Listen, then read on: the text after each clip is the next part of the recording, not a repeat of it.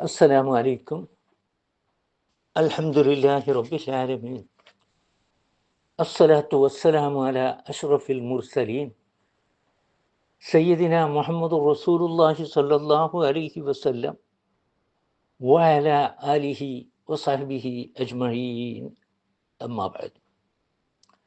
മക്കയിലെ മുശ്രിക്കുകൾ അള്ളാഹു ഉണ്ട് എന്ന കാര്യത്തിൽ അവർക്ക് സംശയമൊന്നുമില്ല.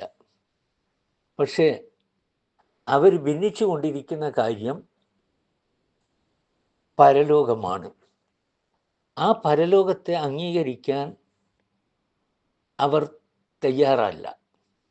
എന്നാൽ എന്തിനാണ് ഒരു പരലോകത്തിൻ്റെ ആവശ്യം? ആ ആവശ്യത്തെ സംബന്ധിച്ച് അള്ളാഹു ഇവിടെ പറയുകയാണ്. അതായത് അവർ പരസ്പരം ഭിന്നിച്ചു കൊണ്ടിരിക്കുന്ന ഒരു കാര്യം അത് വിവരിച്ചു കൊടുക്കാനും തങ്ങൾ കളവ് പറയുന്നവരായിരുന്നു എന്ന് സത്യനിഷേധികൾ അറിയാനുമാണ് അവരെ ഇനിയും ജീവിപ്പിക്കുന്നത്. പുനരുത്ഥാനം അല്ലെങ്കിൽ പരലോകത്തിൽ ആ കാര്യത്തിൽ അള്ളാഹുവിൻ്റെ യുക്തിയെക്കുറിച്ച് ഈ മുശ്രിക്കുകൾ ആലോചിച്ചില്ല. നാം മനസ്സിലാക്കേണ്ടത്, ഈ ദുനിയാവിൽ ഒരു കാര്യവും അതിൻ്റെ പൂർണ്ണതയിലും പരിസമാപ്തിയിലും എത്തുകയില്ല. സത്യത്തെയും അസത്യത്തെയും, സന്മാർഗത്തെയും ദുർമാർഗത്തെയും, നന്മയെയും തിന്മയെയും കുറിച്ചും ഇവിടെ ആളുകൾ ഭിന്നിച്ചുകൊണ്ടിരിക്കുന്നു. ഈ വക കാര്യങ്ങളിൽ ഈ ഭൂമിയിൽ വെച്ച് അവർക്കിടയിൽ ഒരു തീർപ്പ് അള്ളാഹു കൽപ്പിക്കുന്നില്ല. കാരണം തീർപ്പ് കൽപ്പിച്ച് രക്ഷാശിക്ഷകൾ നൽകുന്നത് ഈ ലോകത്ത് നിന്ന് നീട്ടിവെക്കണമെന്നായിരുന്നു അള്ളാഹുവിൻ്റെ നിശ്ചയം.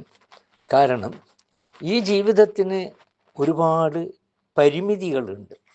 അതുകൊണ്ട് എല്ലാ കാര്യവും തീരുമാനിച്ച് ഫലം നൽകുന്നത് അള്ളാഹു സുബ്ഹാനഹു വ തആല പരലോകത്തേക്ക് നീട്ടിവെച്ചു. ഖുർആൻ അക്കാര്യത്തിലുള്ള ആളുകളുടെ സംശയം തീർക്കാനുള്ള മറുപടിക്ക് മുമ്പേ തീർത്തും നിഷേധാത്മകമായ ആ വാദത്തോട് ഇങ്ങനെ തിരിച്ചടിക്കുന്നു. ഈ പരലോകം എന്നത് അള്ളാഹുവിൻ്റെ ഒരു സത്യ വാഗ്ദാനമാണ്. അത് അള്ളാഹു എന്തെങ്കിലും വാഗ്ദാനം നൽകിയാൽ അത് ഒരു നിലക്കും മാറുന്ന പ്രശ്നം ഇല്ല. അള്ളാഹുവിൻ്റെ വാഗ്ദാനത്തിൻ്റെ ഈ സ്വഭാവത്തെക്കുറിച്ച് അധികം ആളുകൾക്കും പക്ഷേ വിവരം ഇല്ല എന്നതാണ് യാഥാർത്ഥ്യം. വാഖിറു ദഅ്വാനാ അനിൽ ഹംദുലില്ലാഹി റബ്ബിൽ ആലമീൻ. അസ്സലാമു അലൈക്കും.